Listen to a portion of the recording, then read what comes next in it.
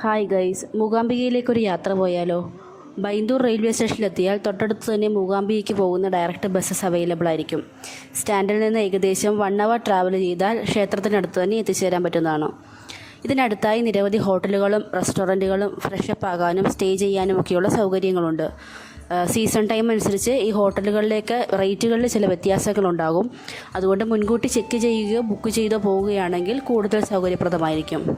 ക്ഷേത്രത്തിലെത്തിയാൽ രാവിലെ ദർശന സമയം തുടങ്ങി ഉച്ചയ്ക്ക് ഏകദേശം 1:30 വരെ ഉണ്ടാകും.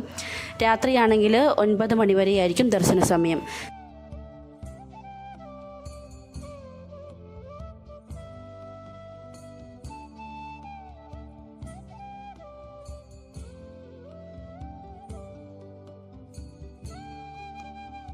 ക്ഷേത്രത്തിൽ എത്തിച്ചേർന്നാലും ദർശനം ലഭിക്കണമെങ്കിൽ നമ്മൾ ക്യൂ നിൽക്കേണ്ടതായിട്ടുണ്ട്. പീക്ക് സമയങ്ങളിൽ മിനിമം 3 മണിക്കൂറോളമെങ്കിലും ക്യൂ നിന്നാലാണ് നമുക്ക് ദർശനം ലഭിക്കുക. തിരക്കൊഴിവാക്കാനായി അവിടെ പല കൗണ്ടറുകളിലായിട്ട് പാസുകൾ അവൈലബിൾ ആയിരിക്കും. 500 rupees, 300 rupees, 100 rupeesൻ്റെയൊക്കെ. ഇനി ക്യൂ നിൽക്കാൻ ബുദ്ധിമുട്ടുള്ളവർക്ക് ഇത്തരം പാസ് എടുത്ത് വേഗം തന്നെ ദർശനം നടത്താവുന്നതാണ്.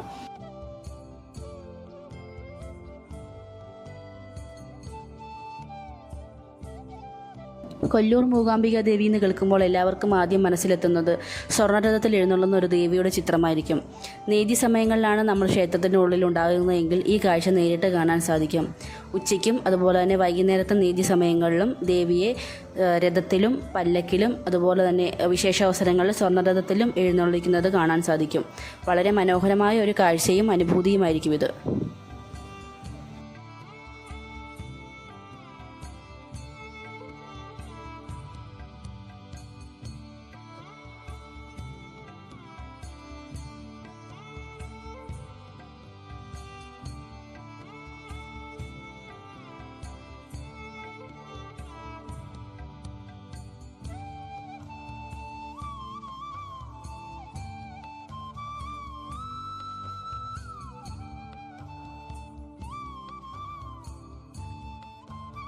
അമ്പലത്തിന് തൊട്ടടുത്ത് തന്നെ നിരവധി ഷോപ്സുകൾ ഉണ്ടായിരിക്കും. നാമജപ പുസ്തകങ്ങളും സൊവനീർ ഐറ്റംസൊക്കെ ഇവിടെ റീസണബിൾ പ്രൈസസിൽ അവൈലബിൾ ആയിരിക്കും.